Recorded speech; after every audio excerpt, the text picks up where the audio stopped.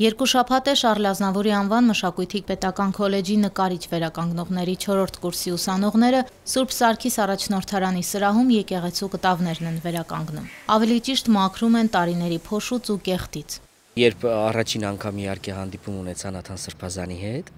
մենք խոսեցինք բազմաթիվ համագործակցությունների մասին, որպես օֆիցիալ համագործակցություն տեղի ունեցավ Սուրբ Սարգիս եկեղեցու հետ, երեխաներ ունեին 3 շաբաթյա պրակտիկա վերականգնման եւ մենք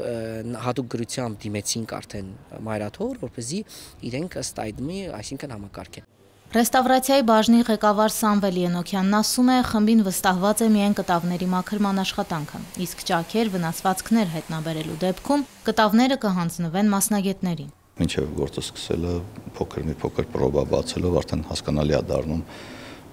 ինչ աստիճանի կեղտոտվածություն է կտավների մակերեսը։ Հետնամասից սկսած շրջանակներից դիմացը բոլոր այդ մաքրման process-ը արվում է ոնց որ պետք է։ Խաչելություն, ոտնլվա, առաքյալների պատկերներ։ Կտավները պատկանում են տարբեր հեղինակների։ Ստեղծվել են հիմնականում 2000-ականներից հետո, իսկ նվիրատուները անհատ բարերարներ են, խաչքավորներ։ Նկարները շատ են, բայց եկեղեցու հենց սրահի մեջ 8 նկարներ կա, որոնք ավելի շատ վնասված են։ Իրենք մի քիչ ավելի ցածր են կախված։ Մեր ժողովուրդն էլ ցավոք սրտի սովորություն ունի, որ այդ նկարների առջև ոչ թե աղոտ կանի, այլ անպայման կպնի նկարին, թաշկինակ են քսում, ձեռքն են քսում, հեռախոսներն են քսում, ինչ որ նկարներով հեռախոսներ են քսում եւ վնասում են նկարները։ Իրենք երբ առաջարկություն արեցին, մի քիչ մտածում եմ համաձայնում եմ, թե չհամաձայնում, բայց հետո իրենց աշխատանքները տեսնելուց հետո համոզվեցի, որովհետեւ իրենք ահագին աշխատանքների նկարներ են բերել մինչ մաքրել է եւ մաքրելուց հետո։ Եկեղեցու հետ համագործակցությունը քոլեջը սկսել է Փարաքարի Սուրբ Հարություն եկեղեցուց, երբ հոգևոր հովվի արտոնությամբ մաքրել եւ վերականգնել է Քրիստոսին պատկերող սրբապատկերներից մեկը։ Քոլեջի ուսանողները որպես պրակտիկանտ այցելել են Էջմիածնի մայր տաճար, հետևել որմնանկարների վերականգնման աշխատանքներին, ավագ գործընկերներից սովորել նրբություններն ու տեխնիկան։ Քոլեջի տնօրենն ասում է, Շարլ Ազնավուրի մշակույթի տունը վերականգնողներ պատրաստող միակ ուսումնական հաստատությունն է Հայաստանում։ Քոլեջում սովորեցնում են կոնսերվացման, պահպանման եւ վերականգնման տեխնիկաները, իսկ փորձաշրջան ուսանողներն անցնում են վերականգնմամբ զբաղվող հաստատություններում։ Անին օրինակ Հայաստանի պատմության թանգարանում փորձաշրջան է անցնում որպես խեցեղեն վերականգնող լաբորանտ։ Հույս ունի, որ թանգարանում աշխատանքի կանցնի։ Այս նկարները ինձ թվում է ավելի շատ մաշվածություն է, որտեվ ինքը ներքևից կախված է եղել, մարդկանց հպումից մաշվել են։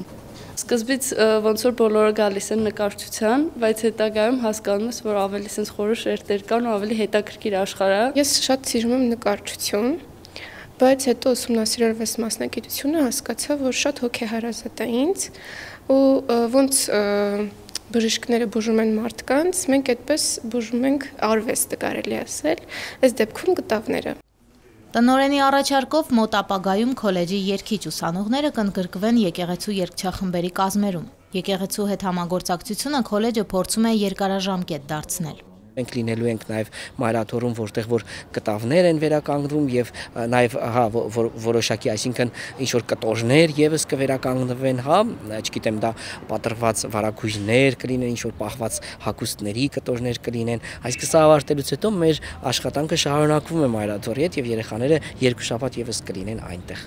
Վերականգնող դասախոսը եկեղեցում ցույց է տալիս արդեն մաքրված սրբապատկերները։ Ասում է տարիների ծխից ու կեղտից տուժել են հատկապես առաքյալների սրբապատկերները։ Լուսանկարներում պարզ երևում է երիտասարդների աշխատանքի արդյունքը։ Յուրաքանչյուր կտավի վրա աշխատանքը տևում է 1-ից 2 շաբաթ, կախված աղտոտվածության աստիճանից։ Ապագա վերականգնողները եւս 1 շաբաթ կանցկացնեն առաջնորդարանում։